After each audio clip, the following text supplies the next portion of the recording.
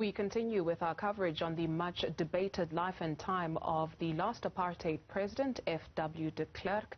I'm joined by Lukhanyo Calata, son of 4th Calatha, as well as Angelo Fick, Director of Research at ASRI. I beg your pardon. Thank you very much to both our guests for joining us. Lukhanyo, let me start with you. A quick history lesson for somebody that does not know about the Cradock 4 and why this is so dear to your heart.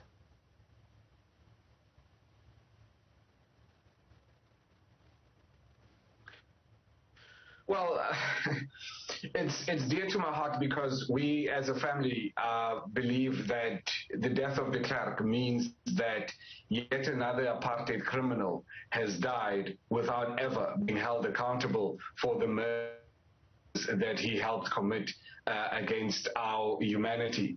So we are saddened that the ANC as well as the NPA had allowed it to come to that. De Klerk is dead, and he's taken with him knowledge and secrets about the Cradock 4 murders to his grave, and unfortunately will now never have the answers that we need from him. Angelo, Lukhanyo speaks about a lack of accountability. In 1990, the apartheid regime was financially bankrupt. It faced, the prospect of being shunned by the international community. In 1993, he wins a Nobel Peace Prize alongside Nelson Mandela, and he's then crystallized as the ultimate liberator. When Lukhanyo speaks of a lack of accountability and looking at the apology that he since documented, can we talk about apologies without looking at redress in the country? I don't believe that apologies are enough. I think Mr. De Klerk stepped beyond the pale when he decided to make these pronouncements about there never having been a crime against humanity and that apartheid wasn't what people thought it was. He may have revised that position in this posthumous statement, but that really doesn't change the fact of his position while he was alive. And beyond that, I think in South Africa, we and ordinary South Africans, particularly the younger people who've never lived under De Klerk's reign, have moved beyond the De Klerk position of influence in South African politics. What De Klerk owed were families like the Calathas and the people who were, killed, the survivors of those teenagers who were killed in Maseru, and other issues covered by, amongst others, Terry Bell and Dumiza Sibeza on unfinished business. But the rest of us should be wary of taking on and projecting a general unease with apartheid onto these specific crimes for which those very specific people's tragedies will never be resolved, and they need support from us for their individual tragedies, and we need to be wary of simply projecting and scapegoating onto De Klerk a general unease with unfinished business of apartheid. There's specific unfinished business that De Klerk is responsible for, but there are thousands of other people alive and in our society who need to account for their complicity with, implication in, and beneficiation from apartheid and how they cooperated with that system.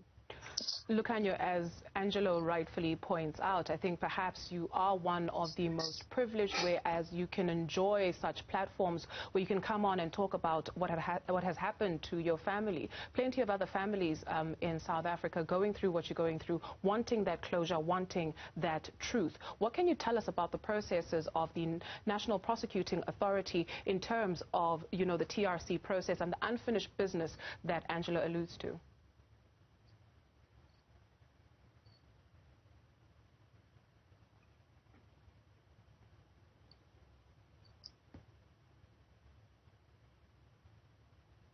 Lukhanyo, it's Dudu. Are you still there? Can you hear us? Yes, I can hear you, ma'am. Can you hear me? I can hear you now. I'm not sure if you caught my question, just asking in relation to the NPA. Is there anything that you can perhaps just update us on in terms of the unfinished business of the TRC and what is happening with the prosecution of apartheid crimes? Okay, so as we speak, we are awaiting a decision from the National Prosecuting Authority that they've committed to us that as far as the case of the Cradock 4 is concerned, they will give us a prosecutorial decision on whether or not they will prosecute, the other potential suspects in the murders of the Cradock 4 by December the 2nd. It's been a hard slog to get to this point with the NPA, and we're hoping that come December 2nd they will they'll put their money where their mouth are. They will stick to that deadline. When it comes to the rest of the matters, I mean, obviously, the Minister of Justice has confirmed that they have made certain appointments, a number of appointments with the Hawks as well as with the NPA. They've given those new prosecutors and investigators 3 years to try and wrap up as many of these apartheid or TR-related cases as possible. So there is some movement. We're not as pleased as we would like to be about the pace of that movement, but, you know, progress is progress. Angelo, you say we need to be careful in terms of, you know, not allowing ourselves to scapegoat when we look at FW De Klerk. There are still people alive today who also need to, you know, help with this process of reconciliation. Your thought in terms of how then we move forward? There's a widely held view that perhaps it's too late. Is it?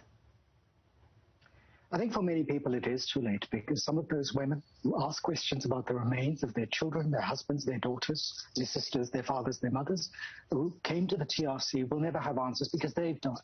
And so we need to be careful that we don't flatten out people's pain, their individual losses, with the collective experience of apartheid, because in doing so we are disrespecting people who have very specific personal pain and suggesting that there is just a larger narrative of which they form part. These people didn't just lose individuals who were part of the freedom-fighting process. They also lost individuals with whom they had emotional connections and for whose loss they continue to carry trauma that is very specific and different from the general trauma of apartheid that many of us have and that many South Africans experience. And there I think it's important that we don't just focus on Mr. De Klerk and his implication and complicity, but begin to ask questions about wider implications and complicities in order to come to terms with our past, not in order to move on from it, but to take a perspective from it that we can use in our present and in our future. And that I think is more productive than simply periodically focusing on the death of a prominent apartheid apparatchik and losing sight of the process we need to engage and the respect we need to give to people who were murdered by those people. A big thank you to both our guests. We could go on this for quite some time, but time does not allow. Lukhanyo Calata is the author and son of Fort Calatha, as well as Angelo Fick, Director of Research at ASRI. Thank you, gentlemen.